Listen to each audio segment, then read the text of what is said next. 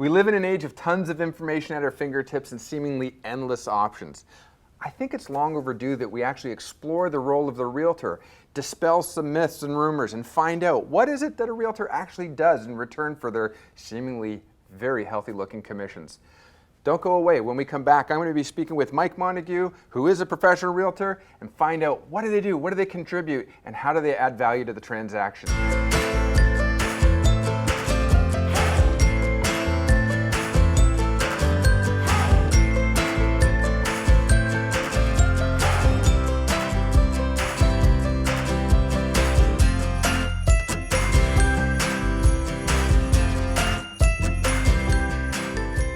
Welcome to Hitting Home with Mike and Arif. And Mike, before the intro, I gave you a little bit of a hard time. You know what? Realtors do a lot of work. And really, for sure. That's what I want. That's what I want to talk about today. What is it that you're actually doing for your commissions? And it's a different beast, obviously. The sales industry, the sales profession in general, you're strictly commission. Yes. So you only, I don't want to say the term you eat what you kill, but basically you only eat when you produce. Yeah, it can be a long, trying winter sometimes, depending on the market. So, and depending on the work that the realtor's putting into it. Yeah, and really, you also live and die by the fact of what's available in terms of inventory in the marketplace. So we have good times and slow seasons, etc. Well, there are, but there is opportunity in any type of market for a savvy realtor. Whether it's a climbing market, whether it's a waning market.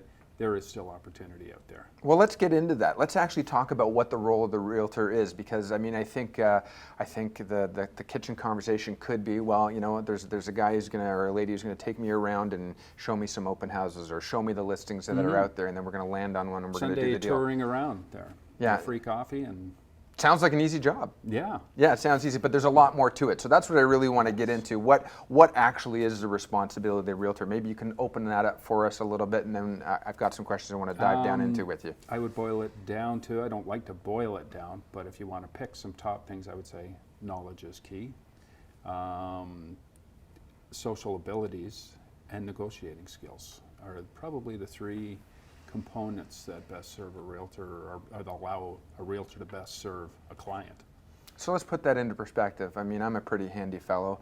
I've gotten dirty in my garage and put my car up on jacks, and I've changed my tires, and I've changed my brakes, and I've changed the fluids in the car, and I can do all those kinds of things. Would I recommend it to somebody, though, if they're going to put their family in the car and drive down the highway doing 100 kilometers an hour? I'm not so sure that's the best advice. Sometimes you really do want to have a licensed mechanic. Safety in that case is key. It's your economic safety with regard to a home. So the famous line is that purchasing a home for your family is the single largest transaction that you're going to do in your lifetime, and yet more people spend more time and energy booking their next vacation to an all-inclusive or whatever it may be than they do actually getting familiar with the transaction itself. Well, and that's key there too, and more people are tempted to perhaps give it a shot on their own because there's billions of dollars being spent now invested in technology directly with regard to the real estate industry that are allowing people to do a lot more things on their own, not necessarily making them better at conducting the transaction, but giving them access to more information, the listing information that's there. So I almost think we've got a couple of shows here. I mean, there really is the perspective of the seller. You know what? I mean, I might be paying 4.5% to 6% commission to someone to sell my house. I can do it myself and save that money. Let's dispel that rumor right off the bat. Well, I always dispel that completely by saying, if you're a buyer and you're out there, I'm your realtor representing you as a buyer. Now, you as a buyer, you're not paying me directly to represent you. So why someone would choose not to use a buyer agent, I don't know. Mind you, it's going to come out of the price that they pay, right? It the does. seller's going to negotiate that. It does. It's factored into the price asked. But consider this: I'm representing you. You're going to go in and buy a self-represented for sale by owner property. You want to put an offer on it. My best advice to you is consider the fact that they're saving themselves 4 to 6% on commission. So when you go in there to negotiate to buy that house, your starting point's automatically going to be that lower. It's going to be that much lower. And what typically happens for a lot of for sale by owners, they've spent their weekends trying to sell their house, dealt with people literally just coming and knocking at their door unannounced, wanting to see the house. trying to beat you down. When you finally get to that point of an offer coming in and you're reminded, well, you're saving money on commission, so You're I'm gonna pass taking that along that to me. off. Suddenly there's this epiphany, well, you know what, all that money I thought I was going to save, now I'm giving it to the buyer.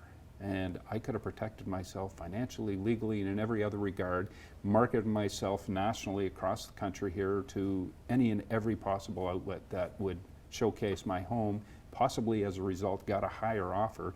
And here I am at this moment here, and I've just saved you as a buyer, 4 to 6% on the purchase of a home. So let's talk about this for a second. If it's not, if it's a sale of a family home from a family to a family, the two parties that are know each other. who are at the table, all right? Yeah. Is it an emotional transaction, or what percentage of people Well, would you say are actually keeping it as a strictly a business it can transaction? be. There's a lot of wills that are being, challenged family to family within one family. So don't assume just because it's family it's going to go smoothly. But at the same time, No, sorry, if you do have that confidence, I'm not talking about selling from a family member to a family member. I'm saying it was a family home, oh, okay. and a family lived in it, and another family's going to come in and buy that home. So it's not a business transaction. It's very much a personal transaction. For each of them, but they each have a different agenda and a different objective to achieve there. You are the buyer, you want to get the best possible price for your home. You want someone to represent you who is going to help you to that end. As the seller, you are on the opposite side of that. You want to get the highest and best price for your property in the shortest amount of time.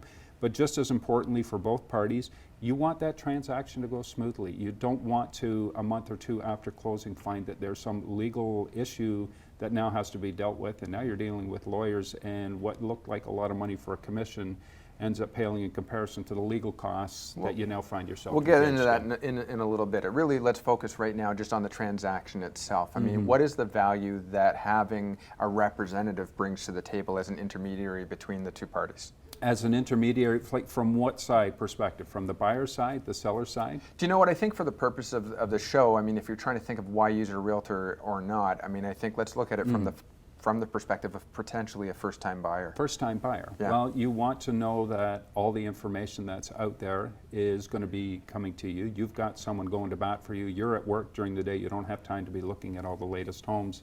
When a home comes on the market, you want to know that your realtor is right on it. If it's a match, getting it to you. If there's other people looking for that same home, you want to be the first one in.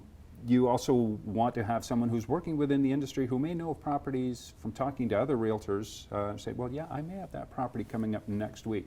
You don't get that foresight as just a member of the public necessarily. A realtor may know of properties that are coming on and make sure you get an opportunity before all of the world has seen it, and now it's just a free-for-all racing for that property. So these are things that give you a little bit of an advantage there. And the preparation, all of the things you need to know as a buyer, if you're doing it for the first time especially, or you haven't done it in a long time, a good realtor is going to walk you through all those steps, all those process, things you need to do with regards to setting up utilities, dealing with legals, dealing with getting that first mortgage, all of those things. It's nice to have someone holding your hand and walking you through all of those things and making sure you're striking all the notes exactly when and where they have to be. Well, I think what you did is you framed us up nicely for the show. We're going to go to break, and when we come back, we're actually going to sort of blow up some of those ideas and take a deeper look into them. So stay tuned, stick around. We'll be right back after the break. More questions for Mike about the transaction, the process, and why it's important to have somebody representing you on your side when you go into that transaction and purchasing a home.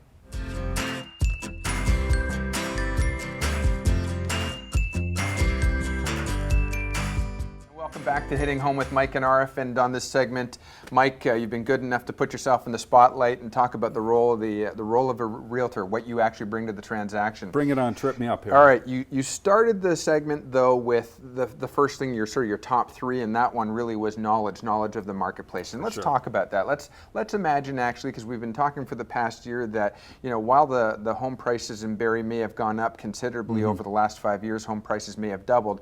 We're still very attractive in the Simcoe County area and the Barrie area to buyers coming out of the GTA. Oh, for sure. Our price points are far more reasonable than what you're seeing down there. Okay, so they've heard all the great things. We've got high speed, or we've got mass transit. We've got GO train. We're on the 400 corridor. We've got a beautiful lake that is the envy of the area. People want to buy in Barrie. The price, they can buy more home for the dollar in the area. It's a great place to raise your kids. You could still commute if you're one of the, call it 25% of the population, maybe that is commuting, but you don't really know the area. And so somebody outside of Toronto who's new to Barrie, they're not going to know the difference between the north end, the south end, or really the areas outside the actual Barrie proper into the where you can get some acreage. So tell me about the knowledge that you're able to bring to the transaction. You need to bring that knowledge, and I'll mention something. You triggered a thought.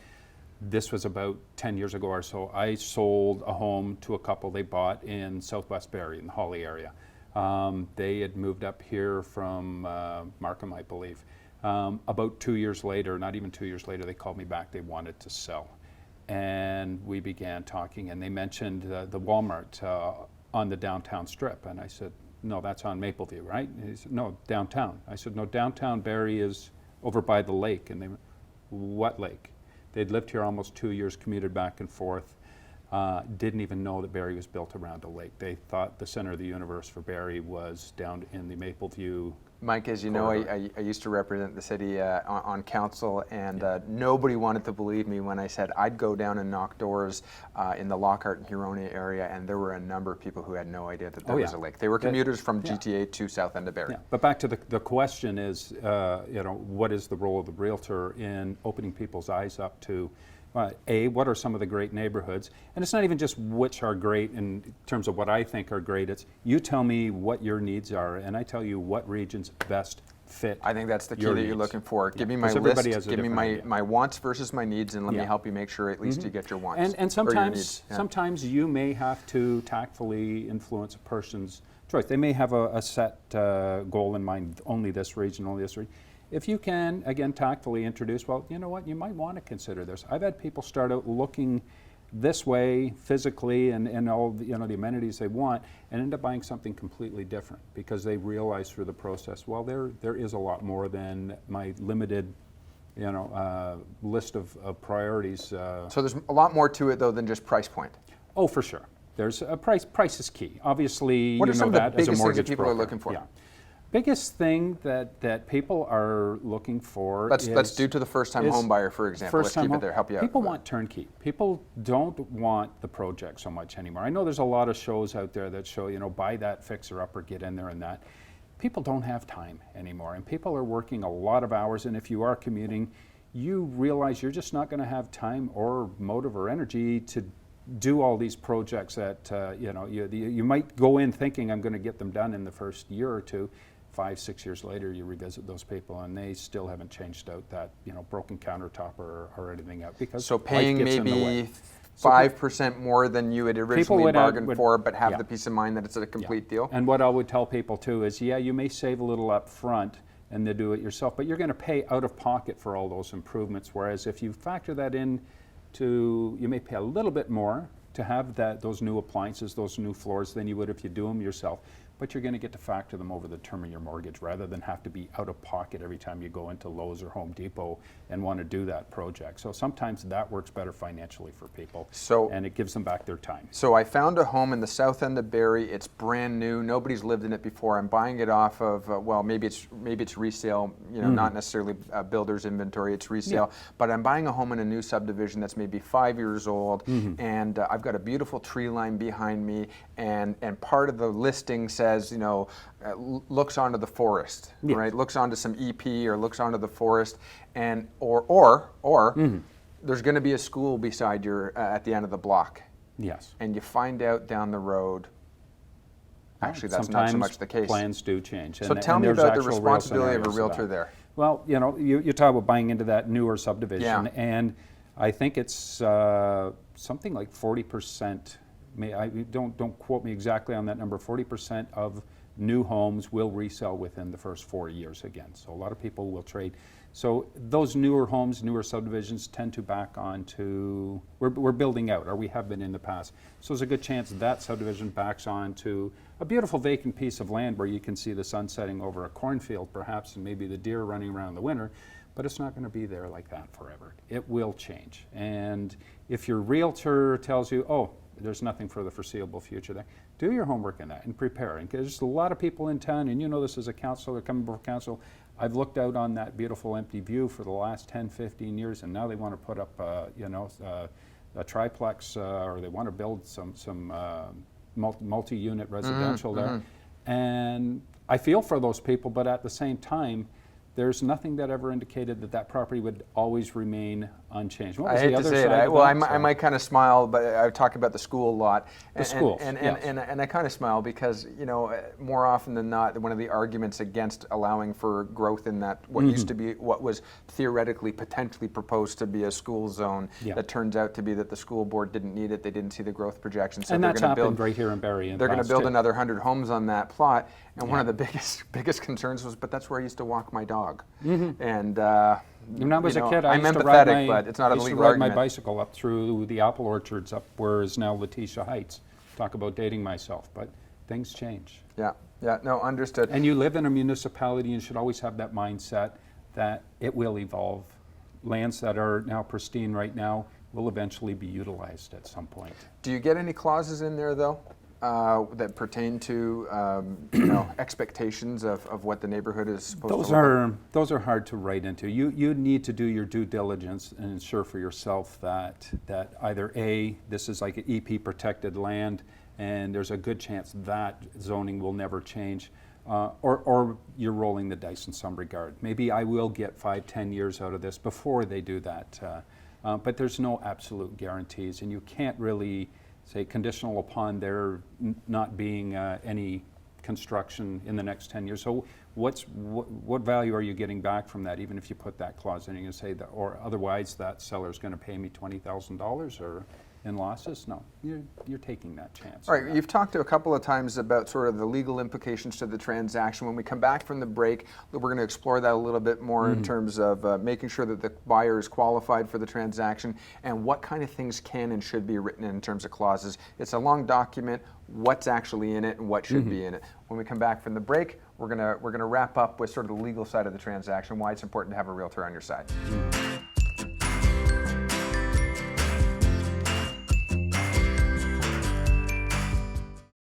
And welcome back to Hitting Home with Mike and Arif. And on the show, I've been grilling Mike. I've been putting him on the spotlight about the transaction. Like one of our guests.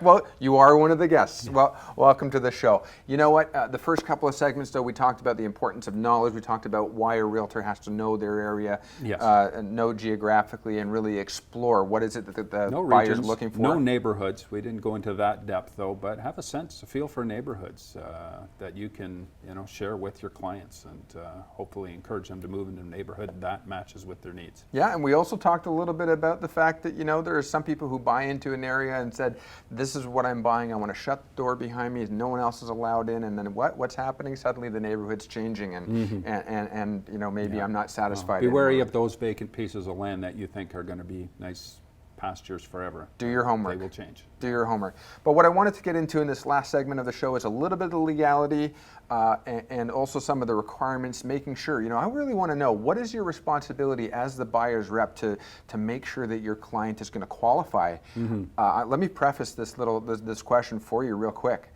Long gone are the days really where 5 days conditions for financing is going to cut it. Yes, more and more so we're seeing that clause will still be put in, conditional 5 days upon approval of financing. More often than not, we're having to amend that as we grow closer to that 5-day mark because the lenders are taking longer and longer to qualify. And that's just the reality. So I'll tell you right off the bat, as a professional mortgage broker, I'm telling my clients, do whatever it takes. If you find yourself shoved into a transaction where they're saying 5 days only, I'm telling you right now, my guidance, I'm putting it in my notes, it's in my disclosure documents to my client who's looking for financing. I can't guarantee it. It depends on who they are. But from the perspective of that realtor representing the buyer, the old saying, better to ask forgiveness than permission. So rather than asking for 10 days, ask for the 5 days as you go closer. So we're at odds in that. For professionally, we are at odds. Yeah, I'm gonna let you know. I would rather put the 5 days in there. If we get to that point and we need to extend, then we extend there, because there is still the chance it will be done within the 5 days too. So, Okay, so the longer timeline for conditions you put in, the weaker the offer is, especially in competing offer situations. So you met a brand new buyer. They want to use your services, and you don't know anything about them. When do you start taking them to see homes, or what are you taking them to do first? Well, some realtors will literally, okay, I'll meet you there at the house.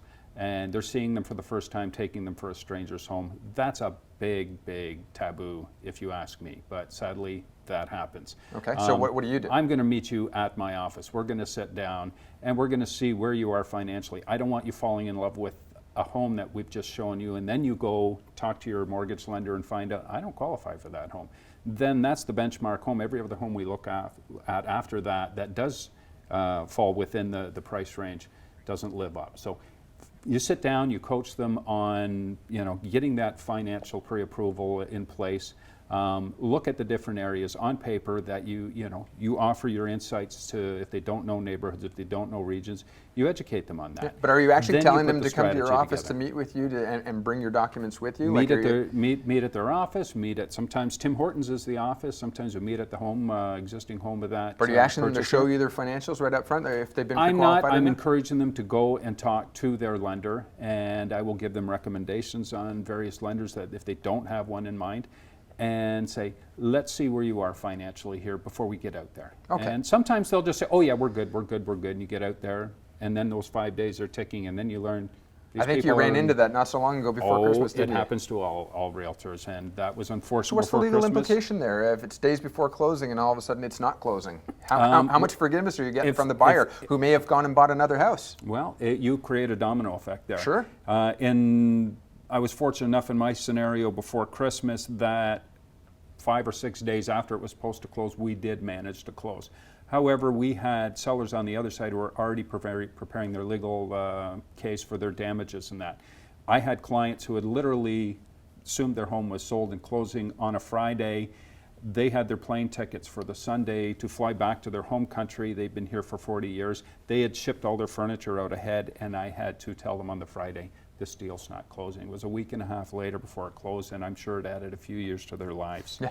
And that's stressful and frustrating, but nobody can anticipate that. When you've had people who have signed off on all their conditions and now have a firm offer, and then in a few days the only other time that has happened to me was on selling a home for a couple. We'd sold their home conditionally.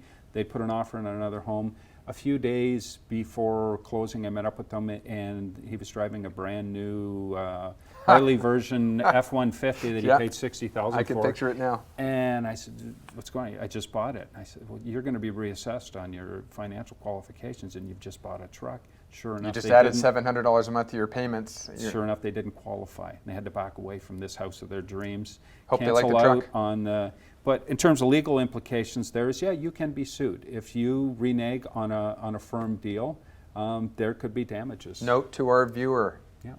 Don't do anything without talking with the professional who's guiding you. If you're in the middle of a large transaction, buying that brand new truck is probably the worst thing that you can do. Speak to your licensed mortgage broker or agent, and speak to your realtor, speak to your lawyer. Yes. Find out before you do anything. Have a sober second thought, if you will. Count to 10. Before we go, because we've got just a couple of minutes left, I do want to talk about some of the things that you can bury. You know, the document itself, the purchase and sale agreement, can be 3-4 pages long, and a lot of it's in Latin. But you know, all those terms and conditions in there. Yeah, but what are the clauses that you want to have in there? What are the clauses that you should be putting in there? And really, case in point, if you happen to be buying a home with a swimming pool, or if you're buying a home that has a furnace that's in the middle of August, or an air conditioner and it's in the middle of January, and you can't really test these things out, should you be putting in a clause? Well, that's an $8,000 difference there. You will create clauses specific to certain incidents that are specific to that house that you're buying in many cases, and then there's general clauses that typically you want in there: conditional upon financing, conditional upon inspection. If it's a condo, conditional upon the lawyer reviewing the status certificate and assuring that the finances are good. You want it conditional upon a title search being done by a lawyer to be sure that the property is in fact owned by the people who say it's owned back, and then there are no liens or encumbrances against that property. So those are all the standard conditions. As for other conditions, you may put custom clauses in there, custom conditions with regards to the pool. But the bottom line is, Mike, you're telling me you got to talk to your lawyer. We're absolutely out of time, and I'm sorry. Well, we should do this again. We will do this again. We'll do it again next week. Back. I would love to have you back. Our email's on the bottom of the screen. Our Facebook and social media is going to be there. Reach out to us. Let us know Google what you search. think of the show. Look up Hitting Home with Mike and Arif. Thanks very much for joining us this week. We'll see you next week. Take care. Take care.